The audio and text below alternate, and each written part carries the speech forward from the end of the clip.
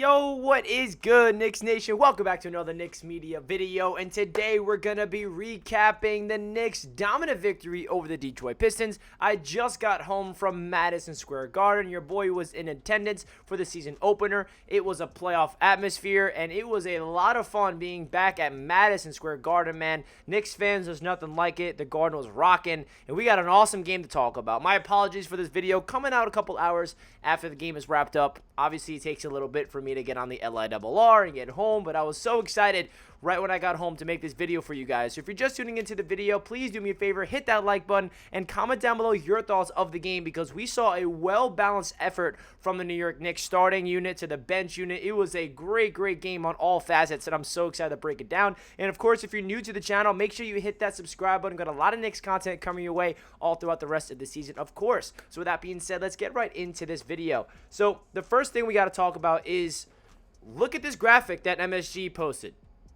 Everybody went off today, and it was a well-balanced effort. The fact that the New York Knicks put up 130 points and only one player had 20 points in Immanuel Quickley, it's crazy. It shows you how deep this team really is. And if you guys watched my live stream to the preview of this game, I said the key is the bench.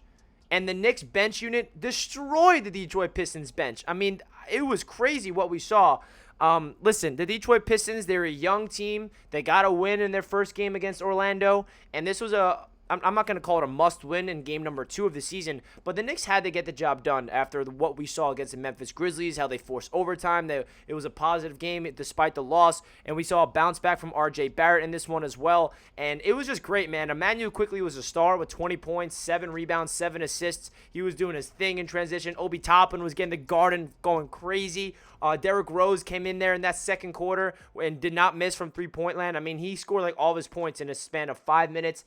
Julius Randle's looking like a different animal in this season. Jalen Brunson is really looking like the difference maker of this season. I mean, the biggest stat that's going on Knicks Twitter right now is Jalen Brunson has 15 assists and no turnovers in his first 2 games as a New York Knick. We've been waiting so long to have a point guard to put up numbers like this. It's crazy. Jalen Brunson just brings a different element to this Knicks team at the point guard spot, man, and we cannot take it for granted at all. So the key to this victory was simple, and I said it already. It was the bench. The bench unit just outscored the Detroit Pistons by, I don't even know the exact numbers. It was something around like 50 to 15 or something like that. It's not exact the numbers. I don't have the stat in front of me. But basically, I always said the secret weapon to this Knicks squad is that bench 5. And we saw Immanuel Quickley, D. Rose, Cam Reddish didn't really have his best night, but Obi Toppin, Isaiah Hartenstein playing with a different energy. And those 5 guys just play well together. They play with up-tempo. They're just flying in transition. Obi Toppin with the dunks, with the transition layups, even hitting his threes. Obi Toppin, like, airballed his first 3 in the corner. And I'm like, oh, gosh, Obi, come on, baby. Come on, I'm still trusting you. And then he knocked down, I think, 3 3-pointers in this one. To be exact, actually, yeah, 2 3-pointers Obi hit, 2 of 5 from downtown, 7 of 12 from the field. So this is just a well-balanced effort, and this just shows you how this Knicks team can compete against the Eastern Conference like the Detroit Pistons. I believe that we're a better team than them, and we proved it tonight. We actually have a 9-game winning streak against the Detroit Pistons, which is cool. But listen, the Knicks still have a lot to prove, but there's 2 games next at home against the Orlando Magic and then against the Charlotte Hornets. I think the Knicks could get the job done against those 2 teams. And Knicks fans should be excited right now, man, because in the home opener, we saw R.J. Barrett struggle. We saw Immanuel Quickley struggle. We saw Obi Toppin struggle. And then in this game, we saw a different version. Let's talk about R.J. Barrett real quick. What we saw from him tonight was great. He started off the game just being a point guard, facilitating the rock. He had like 3 assists in the first 3 minutes, just finding Randle down low, throwing up to Mitchell Robinson for the alley-oops, finding people in transition. So R.J. got into rhythm early by passing the ball, and then he started driving to the paint, finishing through with his right hand, getting and ones, hitting all of his free throws, finishing with his left. He still did not hit any 3-pointers, which he has not done the first 2 games, which is a little concerning. He's 0 for 9 from downtown in his first 2 games. RJ's got to hit his shots from downtown. I'm not really concerned for the long term of the season. That's definitely going to get going because basketball is all about hot and cold stretches, so he's simply just cold from downtown right now. But he still was efficient today. And R.J. Barrett finished with a total of 18 points, 4 assists, 3 rebounds, 8 of 15 from the field, and 1 block, 2 of 2 from the field, and a plus-minus of a plus 12. So R.J. had a bounce-back game. He didn't really have to do much because the starters didn't have to do anything, to be honest, because the bench really carried this team. RJ only had 27 minutes of action. If this was a close game and RJ was playing more minutes, I feel like he easily could have put up a 20-piece for sure. And then Jalen Brunson, 17 points, 6 dimes on 6 of 11 from the field, and a steal. You know, he just brings an efficiency to that point guard position that Knicks fans have been waiting patiently for years and years and years. A guy that can facilitate for others, a guy that knows what to do with the basketball. So calm, cool, collected. So just great things from Jalen Brunson in his first 2 games as a Knick. And then Julius Randle, 15 points, 6 boards, 5 of 12 from the field, 2 of 3 from downtown, which is an impressive stat. Randle's hitting his shots from beyond the arc. Derrick Rose talked to the media, and he got asked about Julius Randle, and he said he's playing different.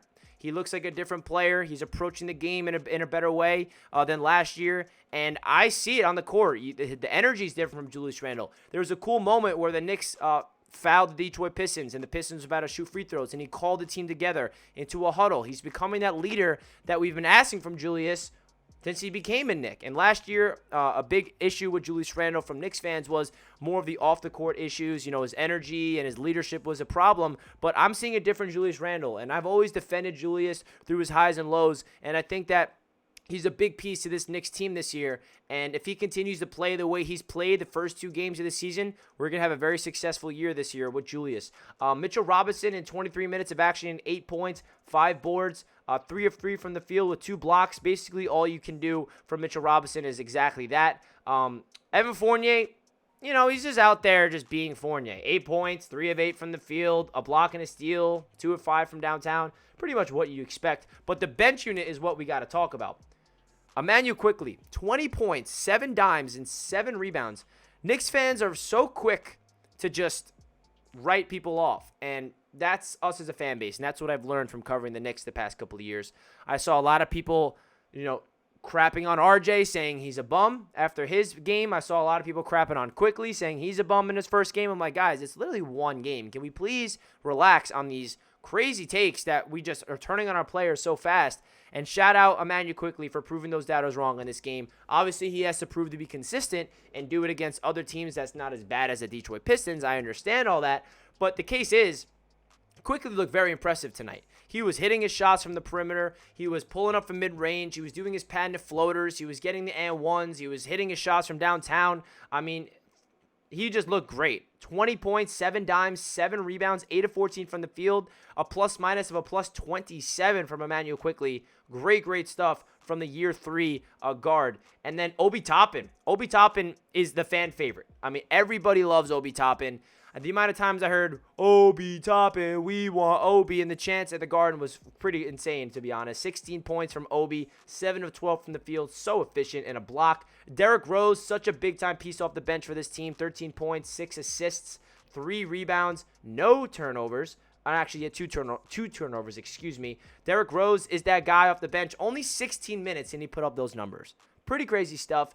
It's great that we don't need to rely on D-Rose a lot of minutes, and he can still have that much of an impact. Isaiah Hartenstein, 11 boards, which is awesome. 6 points from Isaiah Hartenstein. Had a 3-pointer, which was great. And then Cam Reddish, he struggled tonight after his breakout game against the Grizzlies. He had 18 minutes, only 6 points, 4 rebounds, 3 of 8 from the field. But, man, overall, just a great team win. One of the most balanced games I've watched as a Knicks fan in so long. I mean, the fact that we put up 130 points, and you look at all these guys that had double digits. I mean, we had 6 players in double digits.